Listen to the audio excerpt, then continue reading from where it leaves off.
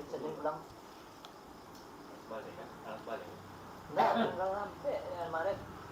Sabtu 4 Maret. Jauh. Oh, nanti kalau bicara Itu hari gua aja ada.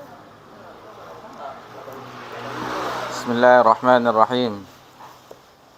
Assalamualaikum warahmatullahi wabarakatuh. Waalaikumsalam warahmatullahi wabarakatuh. Alhamdulillah ala ihsanih wa syukru lahu ala taufiqi wa imtinanih. Ashhadu an la ilaha illallah wahdahu la syarika lah ta'zima li sya'nih. Wa ashhadu anna Muhammadan abduhu wa rasuluh ad-da'i ala ridwanih. Wassalatu wassalamu ala alihi wa ashabihi wa ikhwanih. Amma ba'du. Alhamdulillah, segala puji bagi Allah tabaraka wa ta'ala. Di malam yang berbahagia ini kita berjumpa kembali untuk sama-sama mempelajari agama Allah Subhanahu wa ta'ala. Karena dengan mempelajari agama Allah Subhanahu wa ta'ala, semoga saja kita dijauhkan dari sifat-sifat yang Allah sebutkan di dalam surah Al-Ahzab, innahu kana zaluman jahula, bahwasanya manusia kita pada dasarnya adalah orang yang senantiasa berbuat zalim dan senantiasa dalam keadaan jahil.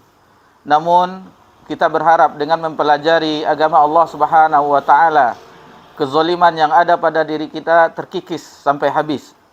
Tentunya kita bertahap dan di antara kezaliman yang ingin kita angkat dari diri kita adalah kesyirikan. Karena zalim adalah meletakkan sesuatu tidak pada tempatnya. Itulah kezaliman. Sehingga Rabb yang harus disembah, yang satu-satunya harus diibadahi, dicarikan tandingannya yang lain. Sehingga itu adalah kezaliman yang teramat besar. Inna syirka la zulmun azim. Jadi dengan mempelajari agama ini, kita berharap agar kezaliman yang ada pada diri kita terkikis habis. Kemudian adapun kejahilan, maka dengan cahaya ilmu mudah-mudahan kegelapan kejahilan itu bisa diterangi, sehingga kita bisa melangkahkan kaki-kaki kita untuk menuju kepada jalan-jalan Allah Subhanahu wa taala. Jalan yang telah ditempuh oleh para nabi dan para rasul, yang telah ditempuh oleh orang-orang saleh terdahulu, sehingga kita bisa menapaki kaki kita di permukaan bumi mengikuti langkah-langkah mereka di dalam ketaatan kepada Allah Subhanahu wa taala. Itulah guna kita belajar agar Allah Subhanahu wa taala memberikan taufik petunjuknya kepada kita sehingga kita menuju kepada jalan keselamatan. Kemudian salawat beriringkan salam kepada Nabi kita tercinta Nabi Muhammad sallallahu alaihi wasallam. Dan di malam yang berbahagia ini, perjalanan kita di dalam mempelajari matan hadis Arba'in Nawawiyah, insyaallah akan memasuki hadis yang ke-28. Sebelum kita memetik faedah-faedah pelajaran-pelajaran dari hadis yang ke-28, untuk itu marilah kita simak bersama-sama bunyi hadisnya yang akan dibacakan oleh Tafadhal Abu Faruq. Tafadhal. Bismillahirrahmanirrahim. Hadis ke-28, wasiat Rasulullah sallallahu alaihi wasallam kepada umatnya. An Abi Najih Al-Irbadi ibn Sariyah radhiyallahu anhu qala ta'adana Rasulullah sallallahu alaihi wasallam mau'izatan wajilat minha al-qulub wa zarafat minha al-'uyun faqulna ya Rasulullah ka'annaha mau'izatu muwaddi'in fa'awsina qala usikum bittaqwallahi azza wa jalla was-sam'i wat-ta'ah wa in ta'ammara 'alaikum 'abdun fa innahu man ya'ish minkum ba'di fasayara ikhtilafan katsiran وعليكم بسنتي وسنة الخلفاء الراشدين المهديين عدوا عليها بالنواجذ وإياكم ومحدثات الأمور فإن كل بدعة ضلالة رواه Abu Daud wa Tirmizi wa qala hadithu hasan sahih. Dari Abu Naji Al-Irbad bin Sariyah radhiyallahu anhu, ia berkata, Rasulullah sallallahu alaihi wasallam memberikan nasihat pada kami dengan nasihat yang membuat hati menjadi bergetar dan mata menangis. Maka kami berkata, wahai Rasulullah, sepertinya ini adalah wasiat dari orang yang akan berpisah. Maka berikanlah wasiat kepada kami. Nabi sallallahu alaihi wasallam bersabda, aku berwasiat kepada kalian agar bertakwa kepada Allah, mendengar dan taat meskipun kalian diperintah dipimpin seorang budak. Sungguh orang yang hidup di antara kalian sepeninggalku, ia akan melihat perselisihan yang banyak. Oleh karena itu wajib atas kalian berpegang teguh pada sunnahku dan sunnah khulafaur rasyidin yang terbimbing. Gigitlah ia dengan gigi geraham kalian, serta jauhilah setiap perkara yang diada-adakan, karena setiap bid'ah adalah sesat. Hadis riwayat Abu Daud dan At-Tirmizi. At-Tirmizi berkata hadis hasan dan sahih. Jazakumullah khair wa barakallahu fikum. Itulah hadis yang ke-28. Baru saja sama-sama kita dengarkan hadis yang berasal dari sahabat yang mulia Abu Najih, kunyahnya Abu Najih, Irbad bin Sariyah. Irbad bin Sariyah.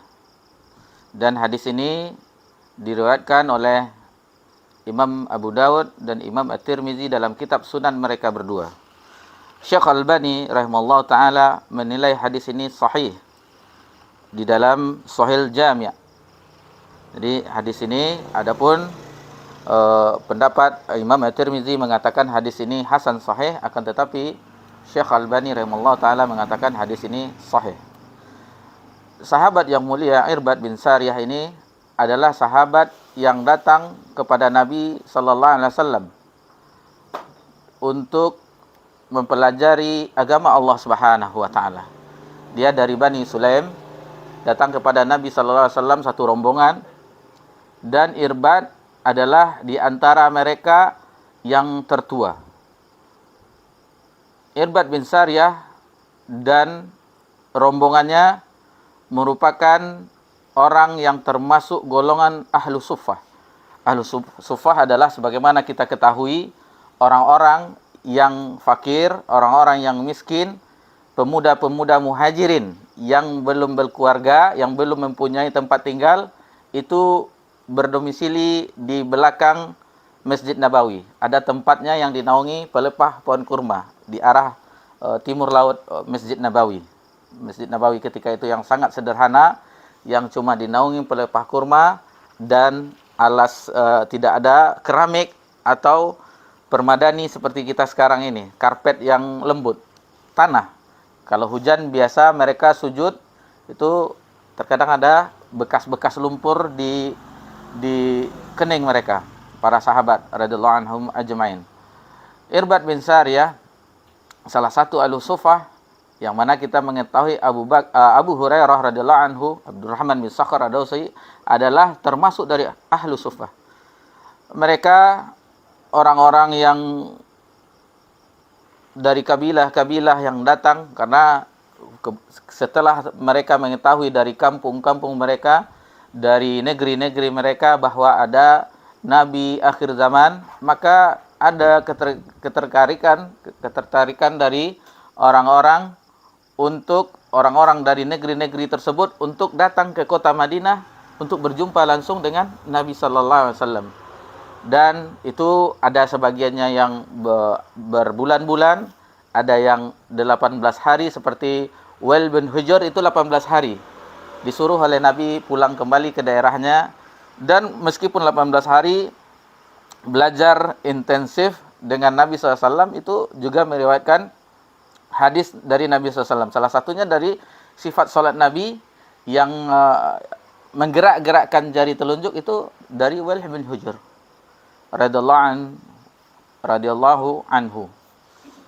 Irbad bin Sariyah karena termasuk dari ahlu sufah, maka beliau radhiyallahu anhu sering bersama Nabi sallallahu alaihi wasallam, sebagaimana Abu Hurairah radhiyallahu anhu senantiasa berdampingan dengan Nabi SAW.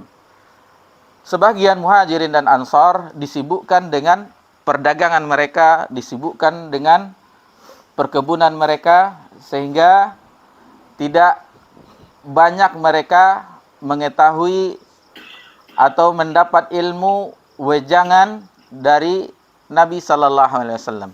Adapun Abu Hurairah dan ahlu sufah yang lainnya, maka kesempatan mereka lebih banyak dengan Nabi sallallahu alaihi wasallam.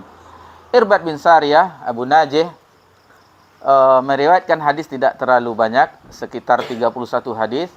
Namun hadis-hadis yang diriwayatkan oleh Irbad bin Sariyah tidak ada satupun yang terdapat pada Sahih Bukhari dan Sahih Muslim. Jadi hadis yang diriwayatkan beliau cuma ada di kitab-kitab sunan dan kitab-kitab ulama yang lainnya. Dan beliau adalah salah satu sahabat yang kalau tidak salah di pertemuan kita 2 pertemuan yang lalu, yang ayatnya menjadi PR bagi kita, yang dikirim di grup oleh Ustadz Yayan, dalam surah At-Taubah ayat 92 kalau tidak salah, bahwasanya Irbad adalah yang dimaksud dari ayat itu. Ketika terjadi peperangan, perang Tabuk ketika itu, Irbad tidak mempunyai perlengkapan untuk ikut perang bersama Nabi SAW. Tidak ada kendaraan, pokoknya tidak memenuhi kriteria untuk ikut di dalam peperangan. Sehingga ketika itu dia berbalik, maka bercucuranlah air matanya. Itulah Irbad bin Sariyah yang ayat turun berkenaan dengan keadaannya yang tidak bisa ikut perang, yang tidak bisa bersedekah, dan meskipun demikian tercatat sahabat-sahabat yang tidak ikut perang ketika itu tercatat sebagai orang yang ikut karena niat mereka yang kuat, niat mereka yang tulus. Namun keadaan yang membuat mereka, karena sebagian yang kekurangan, seperti Abdullah bin Ummi Maktum yang buta, Allah takdirkan buta, tidak diizinkan perang, dan sahabat-sahabat lemah yang lainnya, dan sahabat-sahabat yang lemah dari segi hartanya, itu tidak diizinkan pergi oleh Nabi SAW. Memang ada di antara mereka yang kekurangan harta, tetapi ada yang memberikan perlengkapan perang, itu pun bisa berangkat. Namun keadaan ketika itu Irbad bin Sariyah Abu Najih radhiyallahu anhu kembali dan menangis dalam keadaan cucuran air mata. Mereka ikut, yang lainnya ikut perang bersama Nabi SAW. Adapun beliau tertahan di kota Madinah karena keadaannya. Lalu setelah ada perkembangan beberapa negeri ditaklukkan, bekas kekuasaan Persia, Romawi, dan Syam ketika itu adalah bekas dari kekuasaan Romawi. Dan alhamdulillah sempat direbut oleh kaum muslimin di zaman Amirul Mukminin Umar bin Khattab radhiyallahu anhu. Maka Irbad pun pergi ke Syam, tepatnya di daerah kecil Hims, dan disitulah beliau hingga wafatnya. Hingga wafatnya menyebarkan ilmu yang dipelajari dari Nabi sallallahu alaihi wasallam dan sahabat-sahabat senior lainnya, dan disitulah dia mengembangkan ilmunya. Ini salah satu berkahnya ilmu. Setelah kita mempelajarinya, amalkan, lalu kita sebarkan ilmu tersebut, kita dakwahkan. Dan alhamdulillah di zaman kita hidup di tahun 1444 Hijriah atau tahun 2023 ini, banyak sekali media yang bisa kita manfaatkan untuk berdakwah. Namun sekali lagi kita harus tabayun, harus cek apakah artikel, apakah video atau audio yang kita kirim, atau yang kalau yang foto kecil yang tulisan itu flyer, stiker, yang gambar-gambar yang tulisan hikmah caption itu harus kita teliti juga, jangan sembarangan kita share, karena semua dari orang-orang di zaman ini dibuka pintu sebebas-bebasnya di dalam menggunakan media. Jadi kita harus selektif juga. Dan Syiah pun Syiah dan yang lain-lainnya, dan golongan-golongan, kelompok-kelompok yang lainnya juga ikut mengambil posisi ini. Mengambil posisi media, sehingga kalaulah tidak kita juga giatkan, maka merekalah isinya di dunia maya semuanya.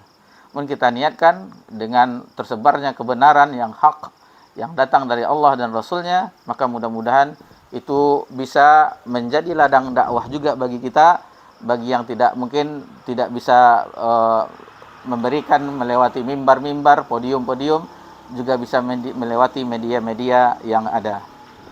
Dan beliau wafat di Hims, di Syam tersebut, di tahun 75 Hijriah. Di tahun 75 Hijriah. Nabi sallallahu di sini beliau berkata bahwa wa'adzana Rasulullah sallallahu alaihi wasallam. Rasulullah SAW memberikan wejangan kepada kami. Memberikan wejangan kepada kami. Jadi wejangan yang mana selain Nabi memberikan nasihat-nasihat kepada sahabat, Nabi juga mencari waktu-waktu yang tepat agar bisa menyampaikan wahyu dari Allah Subhanahu wa taala. Mencari momen-momen yang ketika itu bisa diterima nasihat dari Nabi sallallahu alaihi wasallam. Nasihat yang akan bermanfaat bagi yang mendengar dan mengamalkannya. Dan itu adalah salah satu tugas dari Nabi sallallahu alaihi wasallam sebagai utusan Allah Subhanahu wa taala di permukaan bumi untuk menyampaikan pesan risalah dari Allah Subhanahu wa taala. Pesan yang disampaikan tersebut maka Nabi sampaikan dan disebutkan oleh Irbad di sini, pesan dari Nabi sallallahu alaihi wasallam, wejangan dari Nabi sallallahu alaihi wasallam, nasihat dari Nabi sallallahu alaihi wasallam, mau'izatan wajilat minhal qulub, yang membuat hati bergetar. Nasihat yang membuat hati bergetar. Lalu disebutkan juga wazarifat minhal uyun, dan membuat air mata menetes. Itu nasihat dari Nabi sallallahu alaihi wasallam. Bahkan di hadis selanjutnya, di kalimat selanjutnya, ya Rasulullah, ka'annaha mau'izatun maudi'i fa'usina. Seolah-olah ini adalah nasihat terakhir, nasihat perpisahan yang kita tidak berjumpa lagi Rasulullah. Maka berilah wasiat kepada kami. Berilah wasiat kepada kami. Sebelum kita lanjutkan, kita terhenti dahulu tentang nasihat. Nasihat itu akan bermanfaat jika ada faktor-faktor pendukungnya, dan faktor yang utama adalah keikhlasan, niat yang ikhlas. Itu faktor utamanya. Seseorang dai yang mengajak kepada Allah Subhanahu wa taala haruslah inti pokok utama dari niatnya adalah ikhlas karena Allah Subhanahu wa taala, bukan yang lain.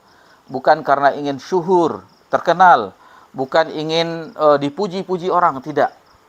Karena apabila dia selewengkan apa yang dia kerjakan, yang dia mengajak orang kepada Allah Subhanahu wa taala, tetapi niatnya menyimpang, maka ini ketika di dunia dia tidak mendapatkan kebahagiaan. Karena orang-orang yang ikhlas dalam ibadah tidak mendapatkan kebahagiaan.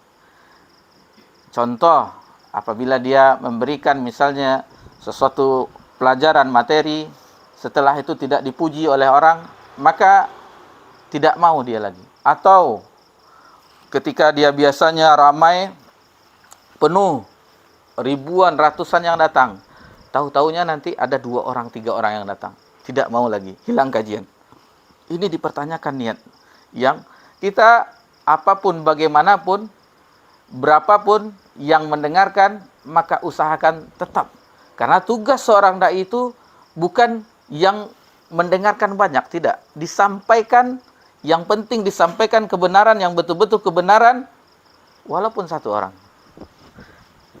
Ustadz kita, salah satu ustadz kita, Ustadz Dr. Asfi Rahmat Azai, hafizallahu taala, ketika di awal-awal beliau, dan dahulu majlis-majlis itu ada di Raudhah, dan awalnya majlisnya Syekh Abdul Muhsin Al-Abbad Al-Badar hafizallahu taala itu di dekat Raudhah awalnya, sebelum akhirnya semuanya dipindahkan di belakang. Kalau ada yang pernah ada pembatas itu semuanya pindah ke belakang, tidak ada kajian di Raudhah lagi. Jadi itu awal-awal ketika beliau menimba ilmu di kota Nabi, ada syekh dan dia saksikan dengan mata kepalanya syekh di Masjid Nabawi yang mendengarkan satu orang. Tapi syekh itu tetap suaranya berapi-api. Satu orang yang mendengarkan di Masjid Nabawi. Satu orang yang mendengarkan. Belum ada liputan media seperti kita sekarang. Tetap bagaimana orang ramai, orang sedikit, tetap berapi-api. Dia tetap menyampaikan. Satu orang yang mendengarkan katanya. Masya Allah. Ini keikhlasan para ulama kita dalam menyampaikan dakwah, dan dia tidak berharap apapun dari pujian manusia, banyaknya manusia.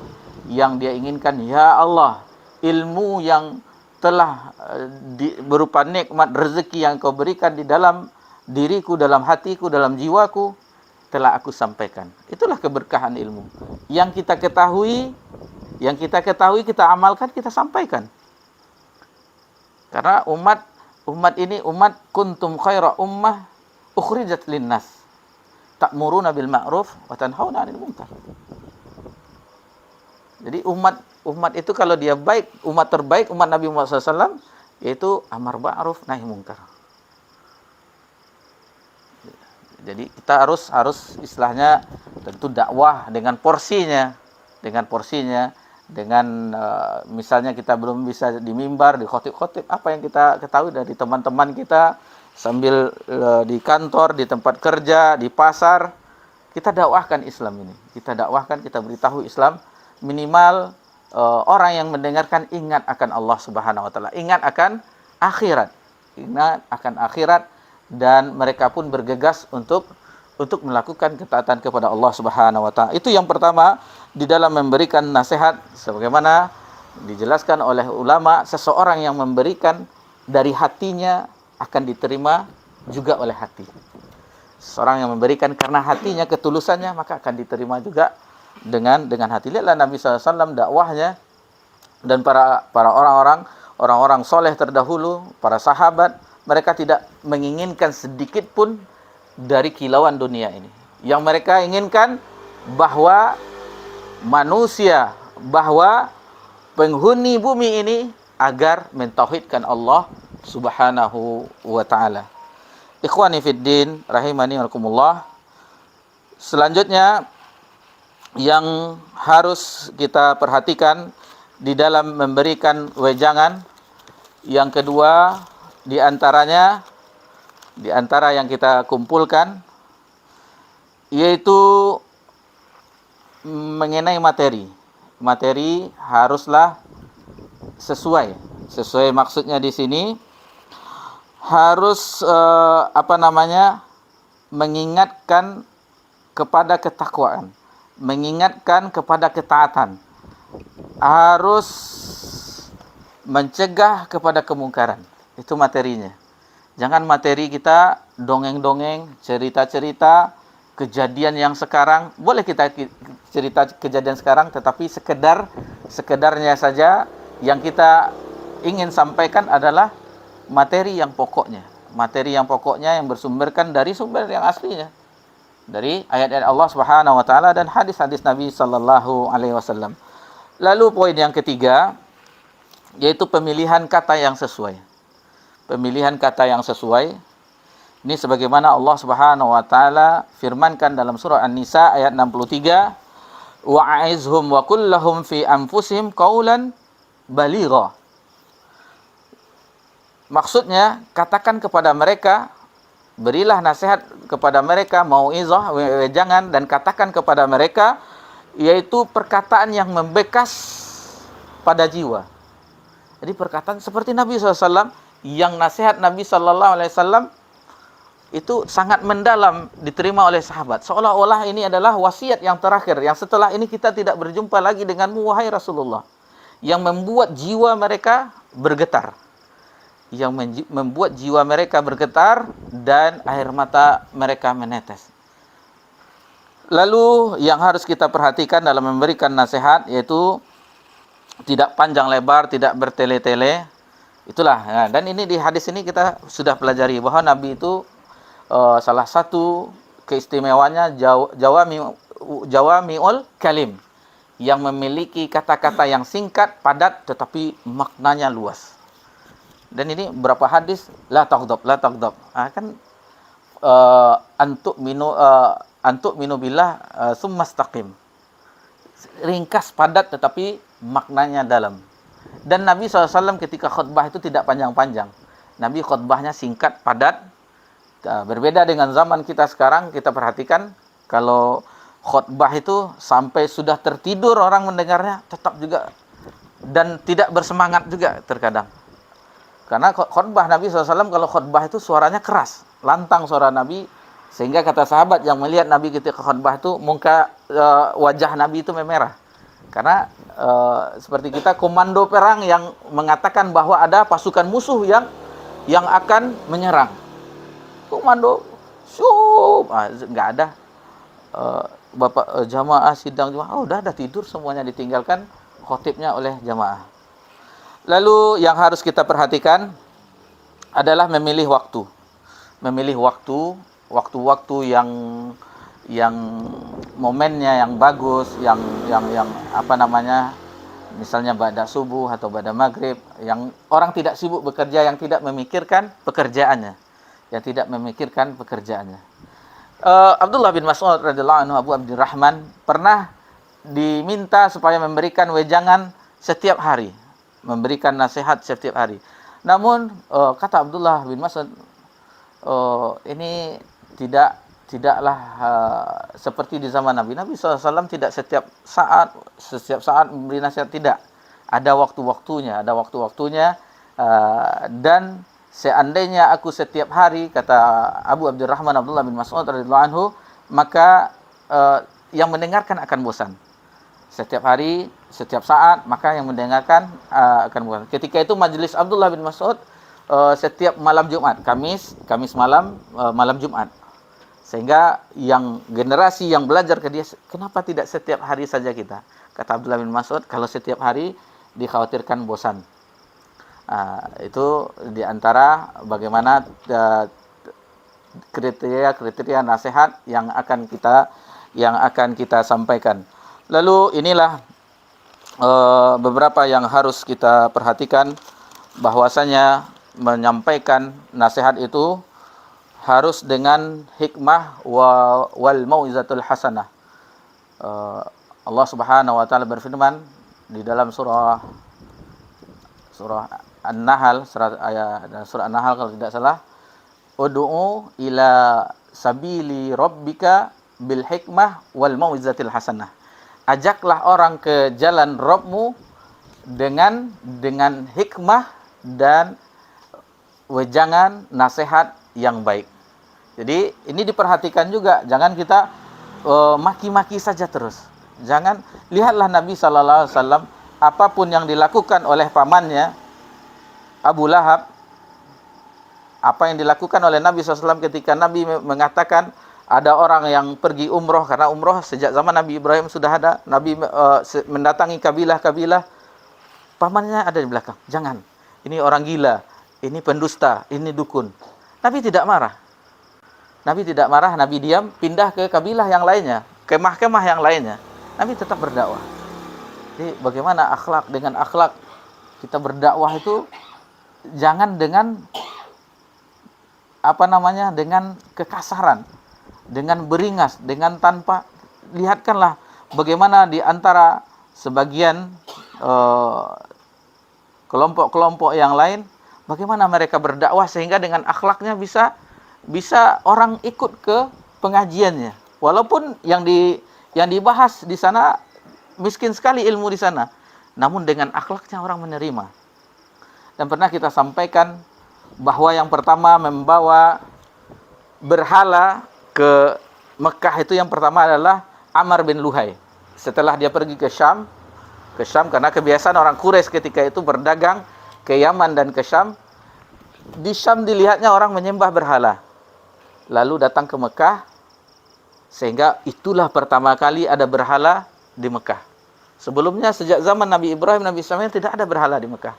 Amr bin Luhai yang pertama. Lalu bagaimana Amr bin Luhai? Orang yang dermawan, orang yang santun, orang yang baik, sehingga dengan akhlaknya apapun yang dikatakannya diikuti oleh orang. Ini dakwah dengan tingkah laku, akhlak. Ini juga diperhatikan tutur kata kita agar mudah diterima oleh yang mendengarkan. Lalu di sini kita mengetahui kualitas para sahabat Nabi, kualitas sahabat Nabi yang dengan mendengar ayat-ayat Allah Subhanahu wa taala dan nasihat-nasihat dari Nabi kita tercinta Nabi Muhammad SAW, maka bergetar jiwanya. Innamal mu'minu dalam surah Al-Anfal, Iza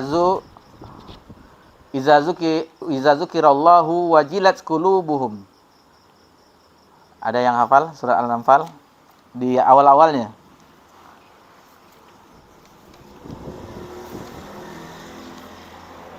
Di ayat yang kedua, innal ladzina yu'minuna, innal ladzina amanu.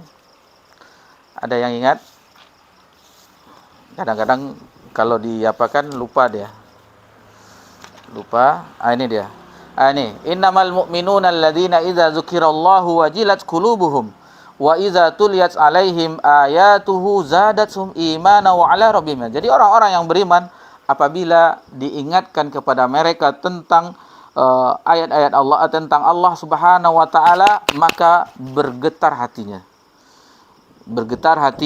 dan apabila dibacakan ayat-ayat Allah Subhanahu wa taala, bertambahlah keimanan mereka. Itulah para sahabat Nabi yang mereka adalah orang-orang yang bagaimana yang telah direkomendasi oleh Allah Subhanahu wa taala, begitu juga oleh Nabi sallallahu alaihi wasallam. Bahkan di hadis ini di akhirnya agar mengikuti mereka, Khulafaur Rasyidin al-Mahdiyyin.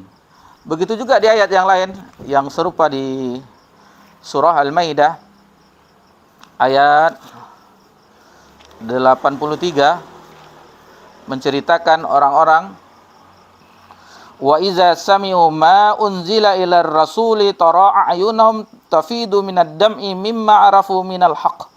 Jadi apabila mereka mendengarkan apa-apa yang telah diturunkan kepada Rasul, maka begitulah air mata mereka menetes, mereka menangis, hati mereka sedih karena mereka mengetahui kebenaran.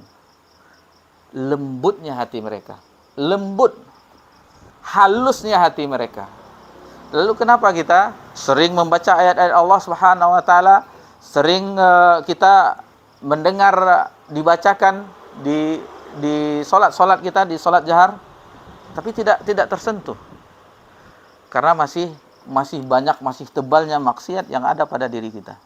Apalagi kita di zaman kita ini banyak sekali faktor-faktor yang menyebabkannya mudahnya kita bermaksiat kepada Allah Subhanahu. Semua sarana fasilitas maksiat dibukakan sehingga mudah untuk menerjang yang telah Allah haramkan, wal iyadzubillah. Ikhwani fiddin rahimani wa rahimakumullah, itulah nasihat yang disampaikan oleh Nabi sallallahu alaihi wasallam, dan para sahabat meminta supaya dinasihatkan. Apa yang Nabi wasiatkan? Usikum bitaqwallah azza wajal. Yaitu yang pertama yaitu nasihat takwa kepada Allah Subhanahu wa taala. Ini takwa ini adalah nasihat Allah bukan kepada umat Nabi Muhammad SAW, tetapi umat-umat yang terdahulu. Nasihat takwa. Ya ayyuhallazina amanu taqullaha haqqa tuqatih. Dinasihatkan terus agar bertakwa. Banyak ayat-ayat yang menjelaskan agar diperintahkan kita bertakwa kepada Allah Subhanahu wa taala. Dan insyaallah beberapa bulan lagi, tidak 1,5 bulan lebih kurang, itu puasa itu agar la'allakum tattaqun, agar menjadi hamba yang bertakwa kepada Allah Subhanahu wa taala. Jadi ini nasihat yang penting sekali, yaitu bertakwa kepada Allah Subhanahu wa taala, dan ini bermanfaat bagi akhirat. Akhirat seorang hamba, nasihat takwa, karena sebaik-baik bekal adalah wa tazawwadu fa inna khairaz zadi taqwa. Berbekallah karena sebaik-baik bekal adalah takwa. Bekal untuk akhirat. Ini takwa ini bekal yang paling baik untuk berjumpa dengan Allah Subhanahu wa taala. Keselamatan takwa kepada Allah Subhanahu wa taala. Lalu nasihat yang selanjutnya was-sam'i wat ta'ah. Wa in ta'ammara 'alaikum 'abdan habasyi. Di sini ada lafaz habasyi, tapi di matan itu tidak ada. Jadi tetap mendengar dan taat kepada pemimpin. Intinya patuh dan taat, mendengar dan taat kepada pemimpin, walaupun yang memerintah tersebut adalah seorang budak dari Habasyah. Ini dari segi hukum, bahwasanya seorang budak tidak bisa untuk menjadi pemimpin. Namun di sini diceritakan bahwasanya disebutkan, dari sini kita ambil pelajaran, walaupun dia naik tanpa prosedur yang sesuai, yang sah, seperti apapun kudeta, seandainya dia yang memimpin, maka kita tetap patuh dan taat. Allah yang memerintahkan, ya ayyuhallazina amanu atii'ullah wa atii'ur rasul wa uli amri minkum. Dalam surah An-Nisa. Wahai orang-orang yang beriman, taatilah Allah dan taati Rasul dan ulil amri. Taati ulil amri. Di sini dijelaskan oleh ulama kemutlakan. Atii'ullah, ada kata atii'ullah, taat kepada Allah, wa atii'ur rasul, ada kata-kata atii'ur rasul, itu mutlak. Tetapi ketika mentaati ulil amri, wa ulil amri minkum, tidak ada ati lagi. Karena mentaati pemimpin adalah dalam yang ma'ruf. Adapun pemimpin menyuruh kita berbuat yang mungkar, maka tidak dipatuhi. Karena patuh itu adalah dalam masalah yang ma'ruf, yang baik-baik. Disuruh oleh pemerintah kita dibukanya tempat kasino yang besar atau tempat perjudian yang di daerah, harus ke situ. Itu tidak kita ikuti yang seperti itu. Yang baik-baik saja kita ikuti. Karena merekalah di pemimpin itu, merekalah yang berhak untuk Idul Fitri, Idul Adha, untuk menentukan mereka semuanya. Mereka yang mempunyai hak dan hukum-hukum yang lainnya. Dan inilah yang dibenci oleh kelompok-kelompok lain terhadap manhaj salaf.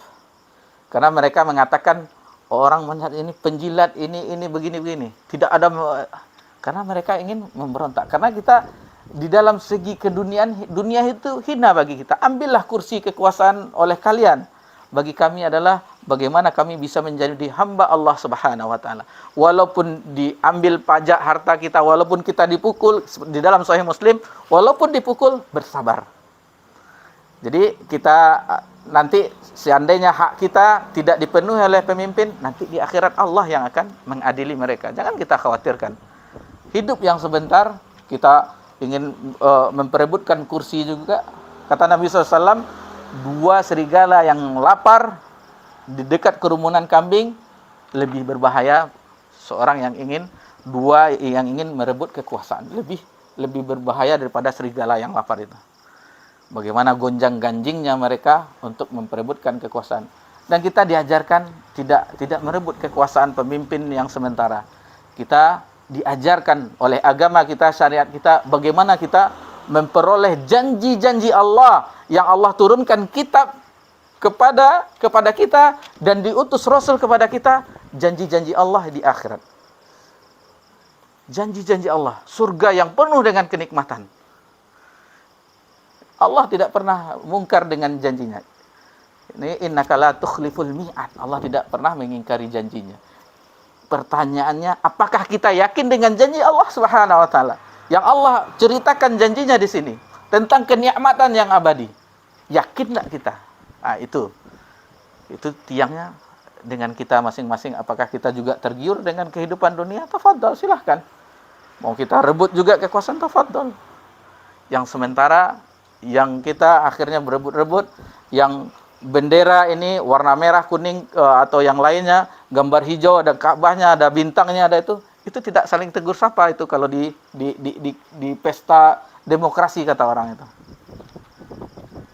Wah, kalian adalah orang budak-budak penguasa. Siapa yang mengatakan ini? Kalau kita sudah patuh terhadap pemimpin, maka urusan dunia ini mudah. Cobalah tidak ada demo, tidak ada ini, mudah saja urusan dunia. Ini kita terkadang, kalau masalah pemerintah ini susah kita negara ini karena kita, kalau gitu keluar saja dari NKRI ini, karena ini negara demokrasi. Gitu. La haula wala quwata illa billah. Kita ingin menunjukkan beginilah Islam, beginilah ini, tidak ada mencela pemimpin, dan yang kita ketahui cuman manhaj salaf yang mendoakan pemimpin agar mereka menjadi pemimpin yang adil. Ulama-ulama terdahulu, seandainya saya mempunyai doa yang mustajab, maka saya akan meminta kepada Allah Subhanahu wa taala diberikan pemimpin yang adil. Allahu Akbar. Jadi ini sedikit bagaimana dan di media-media kita lihat kunyahnya abu ini, umu ini, tetapi mencela pemerintah. La haula wala quwata illa billah. Mungkin dari manhajnya mungkin ada belajar kitab tauhid ada, tapi yang tentang muamalah pada pemimpin, rapornya merah. Masyiral muslimin rahimani rakumullah. Kita lanjutkan bahwasanya fa innahu may ya'shi minkum fasayaral ikhtilafan katsira. Ini adalah kabar nubuwah. Setelah mengetahui kabar ini, maka tidak ada rusuh hati kita. Nabi yang sallallahu alaihi wasallam yang memberitakan kepada kita, nanti seandainya kamu berumur panjang akan menjumpai perselisihan yang banyak. Inilah kita berselisih. Ada doa kunut. Al-Kahfi itu tidak ada sunnahnya ini. Perselisihan yang banyak. Belum di firqah-firqah yang lainnya, tasawuf, tarikat yang lainnya. Nabi yang mengatakan bahwa perselisihan kita umat ini akan banyak. Jadi tidak ada, kenapa umat Islam berpecah-pecah lah. Seandainya bersatu, Nabi berbohong. Nabi berbohong tentang hadis ini.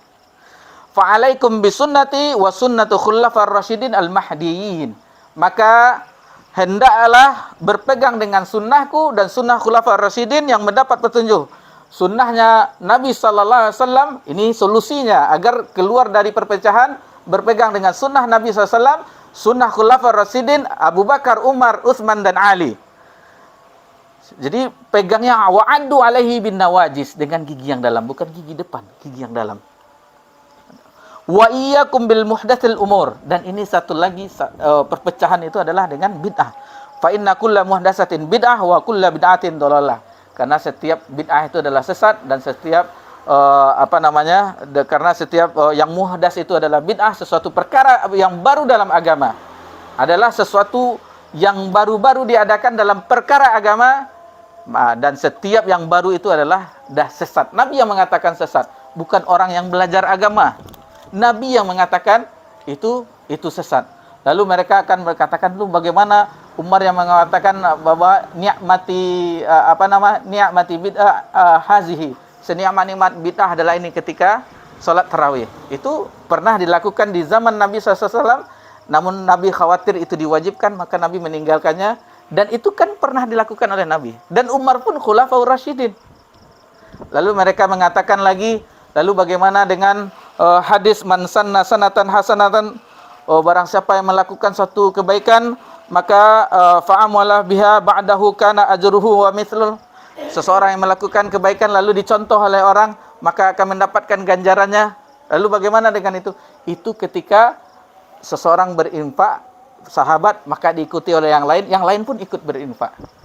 Lalu bagaimana dengan Bilal yang setiap solat sunat dia setelah berwudu, itu adalah takrir dari Nabi, persetujuan dari Nabi SAW. Lalu ibadah-ibadah kita di zaman ini, siapa yang mempersetujuinya? Siapa yang mempersetujuinya? Jadi ini adalah beberapa pelajaran yang bisa kita, ini sebenarnya masih panjang itu, makanya tadi muqaddimah tidak panjang-panjang, karena ini kita meyakini bahwa ini adalah pembahasan yang sangat penting. Ini yang jelas bahwa hadis ini adalah hadis yang sangat agung sekali, hadis yang menggabungkan bahwasanya di sini Nabi SAW wasiat takwa, patuh kepada pemimpin kita. Lalu apabila terjadi perselisihan, Nabi pun mengatakan solusinya, alaikum bisunnati wa sunnah, dan tidak berbuat bid'ah. Itulah solusi dari persatuan. Itulah